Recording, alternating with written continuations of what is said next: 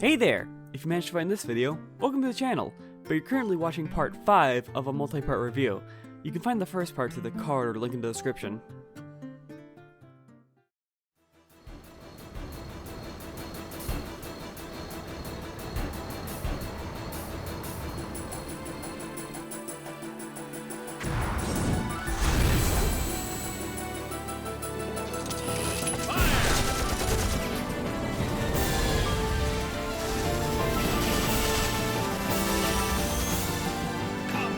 Oh yeah, this sequence kicks some serious ass, and you'd be hard-pressed to find someone who would disagree. Just look at it! The way the airship flies by as it fires harpoons, the party grinds on down to the wedding hall, cutting through the countless guards doing everything they can to stop you, even going as far as using M.I.R.A.I weapons. And the phenomenal music making you feel unstoppable!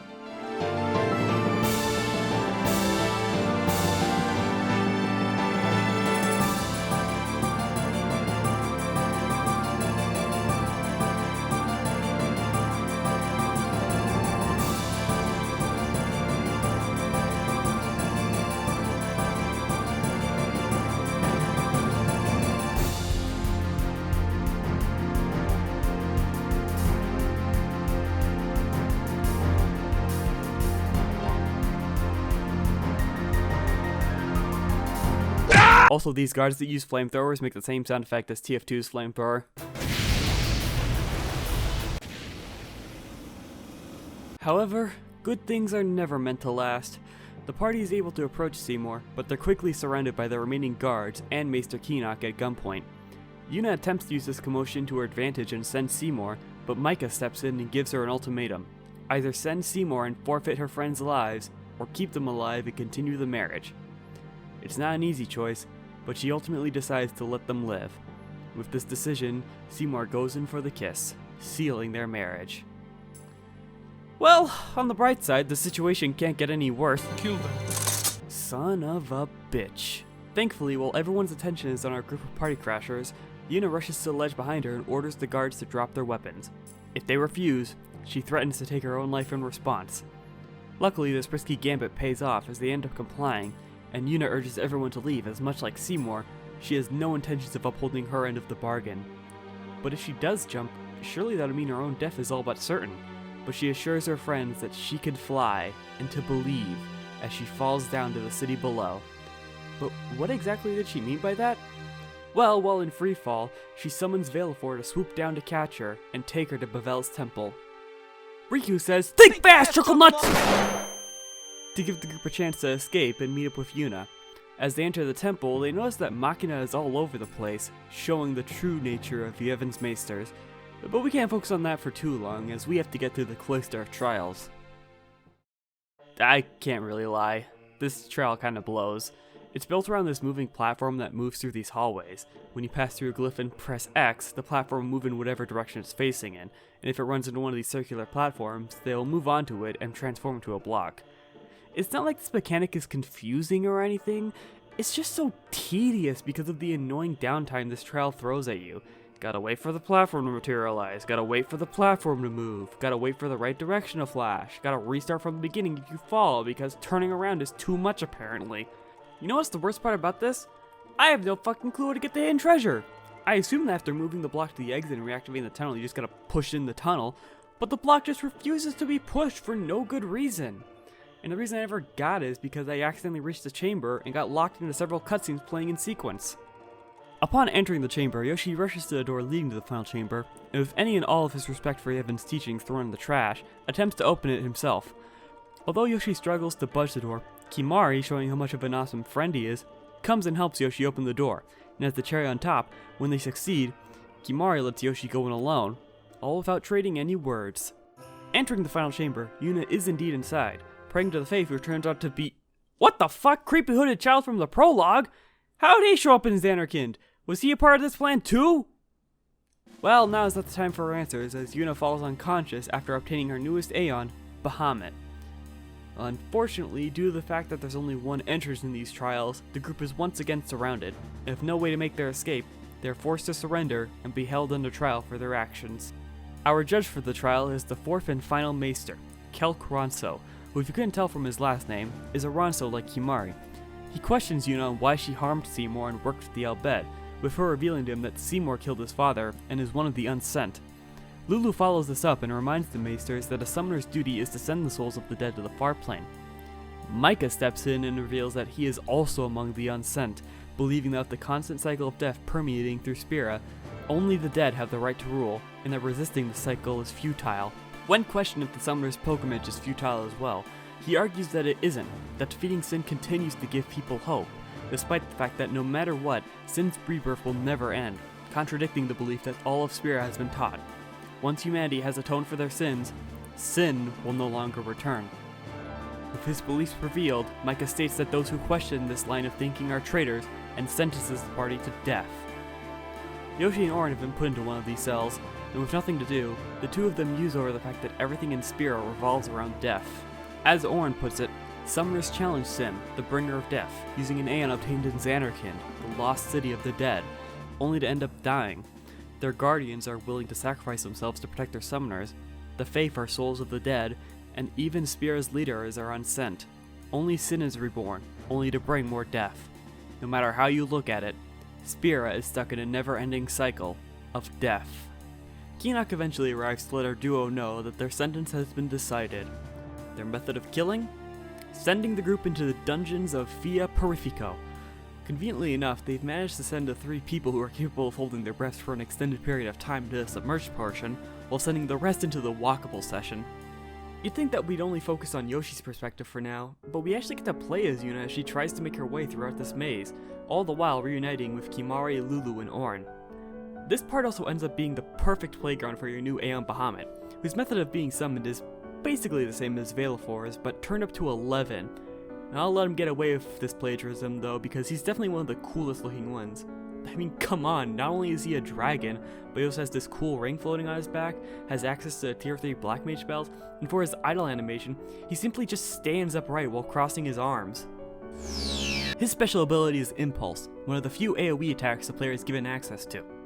His overdrive Mega Flare has him jumping back, landing on all fours, charging energy into his ring, and fires a giant fuck you laser with really unique particle effects. After reuniting with everyone and making their way to the end of the dungeon, they run into Isaru, who's under the orders of Keenock to make sure the group doesn't escape, and challenges Yuna to a series of summoner duels. He opens with Ifrit. I annihilate him with Bahamut. He follows up by summoning Valefor. It's Bahamuting time! And he finishes by summoning Bahamut. Oh, you know I'm beating his ass with Bahamut. Wait a sec. Shiva, send his ass to Heaven's Ward. Yes, I know he's not in that expansion, but do it anyway!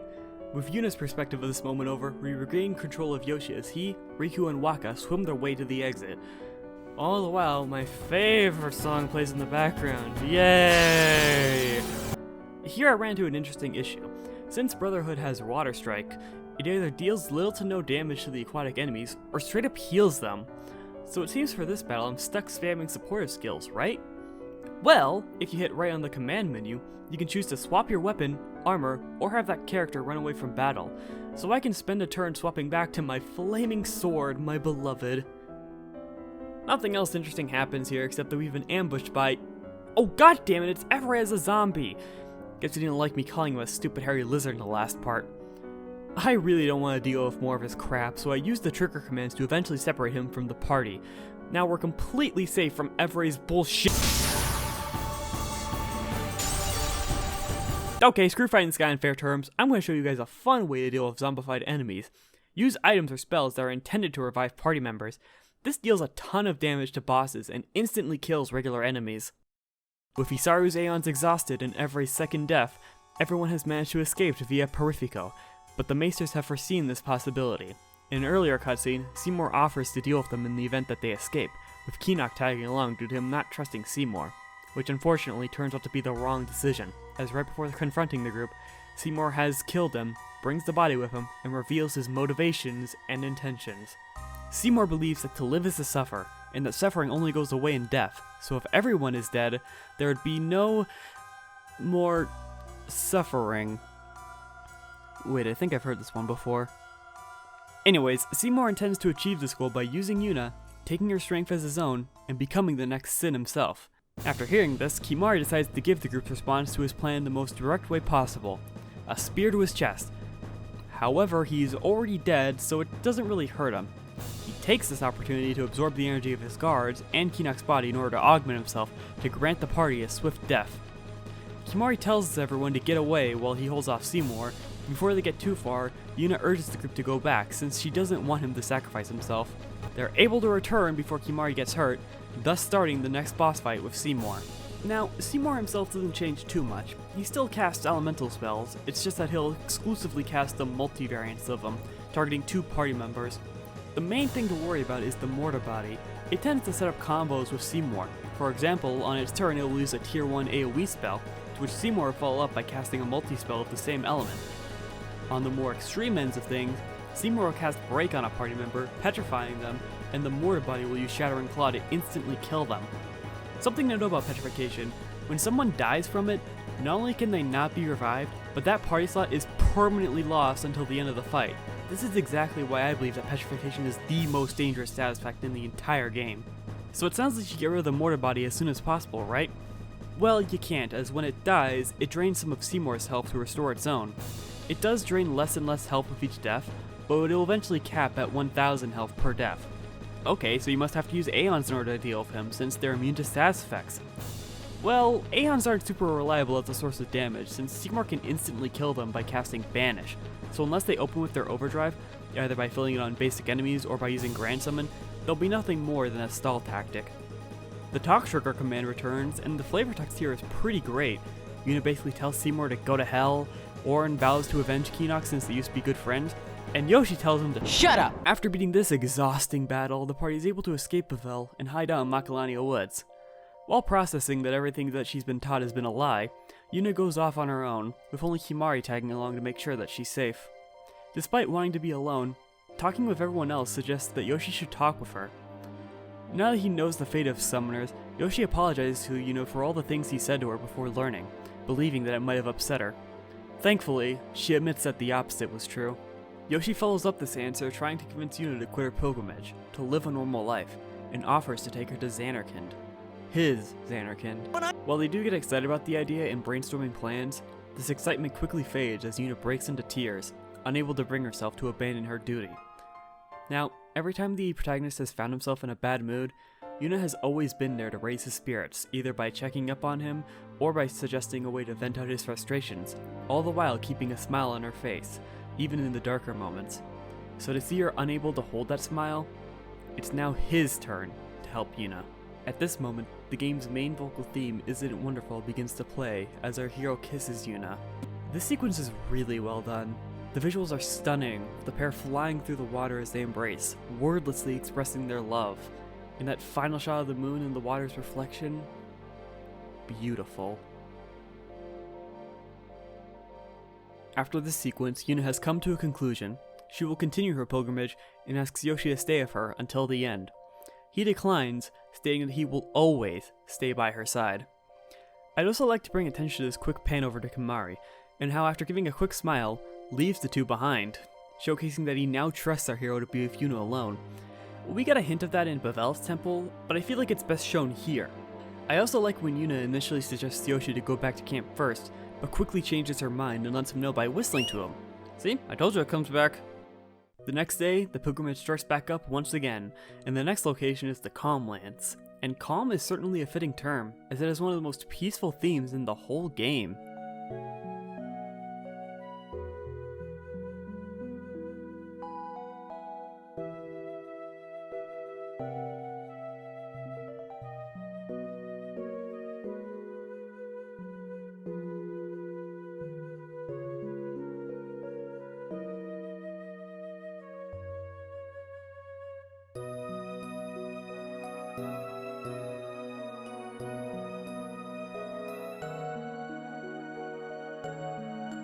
This is where many summoners ended up fighting Sin, and starting the next Calm, which is how it's got its name.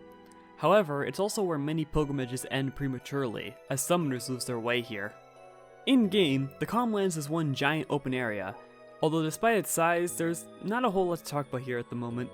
There's like a few chests scattered around, the occasional chocobo to interact with, 2 points of interest we can talk about, Belgamine, and learning some new overdrive modes. One of these is Ally, which fills the gauge at the start of a character's turn. Definitely one of the best modes for most characters. The other mode I want to talk about increases the gauge after killing an enemy, which is called Slayer. Guess someone was jealous of Sin getting referenced all the damn time. After challenging Belgemini to another duel, the game will allow you to upgrade your Aeon stats in the same way that you teach him new spells. She will also tell the party to find her at the hidden Temple of Remium if Yuna needs more training. Shortly after arriving at one of Rin's less developed rest stops, the party is approached by a monk who goes by the name of Zook, and they learn a few things that they missed after fleeing Bevelle. First, the group being branded as traitors has become public. Second, they've been framed for Keenock's death. And third, while Bevelle seems to be doing fine on the surface, underneath it's becoming more unstable not only due to Keenock's death, but Kelk stepping down not too long after letting what Seymour did to his father. Zook also mentions that Micah has ordered that Yuna and her guardians must be killed on sight. However, Zook has no intentions of following that order, only showing up to warn the party, and was interested in seeing the summoner Lulu and Waka are now guarding, as he is a former summoner himself, and they were both his guardians before he quit 6 months ago. 6 months. Wait. 6 months. The other major location is the Monster Arena, featuring this silly little snake thing, where you can fight different fiends. However, it's currently empty, and the owner requests that you go capture some, promising some great rewards for doing so. In order to catch fiends, you'll need to kill them with a weapon that has the capture ability, conveniently sold at the arena. I didn't continue the side quest in this session, but I'll probably return to this sooner or later. Before I continue on, I'll say that at this point you should probably have a black magic sphere, which when used allows you to learn any black mage spell learned by another party member. I heavily recommend that you use one of them on Yuna and teach her one of the elemental spells. This will make leveling her up so much easier because in order for party members to gain experience points, they have to participate in the battle, so by allowing Yuna to have a reliable source of damage, you don't need to handicap another party member by intentionally leaving them hurt to heal them in battle, or potentially deny other members experience points by summoning an Aeon. Also, I don't know about you, but I think after teaching her Fira, her damage output might just straight up be better than Lulu's now. And if you happen to have a spare one afterwards, go for some cruel irony and teach Riku a thunder spell. As the party reaches the end of the Calmlands, they are blocked by a couple of Guado, who are under the orders of Seymour to capture the party. When they predictably resist, the pair lets loose a golem to kill the party. Defender X has a lot of health, and is resistant to physical attacks, so it might be a good idea to have Lulu spam spells, right? Okay, screw this, I'm spamming Aeons. Aside from its variety of high damage attacks, it will eventually cast Mighty Guard, which gives it the Protect, Shell, and all 4 null effects, making it even more tanky. But, like I said, my strategy devolved into Aeon spam, so it was ultimately unsuccessful. After defeating this boss, you have 2 options: either proceed towards Mount Gagazet where the story continues, or go down the path Defender X came from and find an optional dungeon, the Cavern of the Stolen Faith, where you can get the first optional Aeon. This is also where we get a little bit more development from Lulu, as this cavern is where her first summoner met her unfortunate end. Now here's a tip if you end up taking on this dungeon. Do not include Yuna and Lulu in your active party. If you do, you risk them losing all of their MP from an ambush with Dark Elementals casting Osmos. Other than that, you shouldn't find yourself getting blindsided from many other enemies. Once they reach the end of the cavern, they find the very summoner who died here, Ginam. Lulu attempts to seek forgiveness for letting her die due to her lack of experience, but since she has been dead and unsent for many years, practically all of her humanity has faded. Realizing this, Lulu and the rest of the party vow to put her to rest. Ginam may be our opponent, but the true boss is the Aeon obtained here, Yojimbo, a mighty samurai who fights alongside his faithful companion, his dog Daigoro, thus making him the objectively best Aeon in the game. In this game, he's well known for his unique combat gimmick. In Final Fantasy XIV, however, I know him for his stupid rigged gold saucer event that I can never fucking finish, so this fight seems like a great way to get some fucking revenge. Hey guys, Editing Curb here. Just wanted to quickly step in and mention that at the time of this video being edited, 14's Moogle Treasure Trove event started, where you can do certain types of content to gain an item to trade for rewards. This includes some of the Gold Saucer minigames, and Yojimbo's gives out the most if you successfully complete it. Just thought I mentioned that.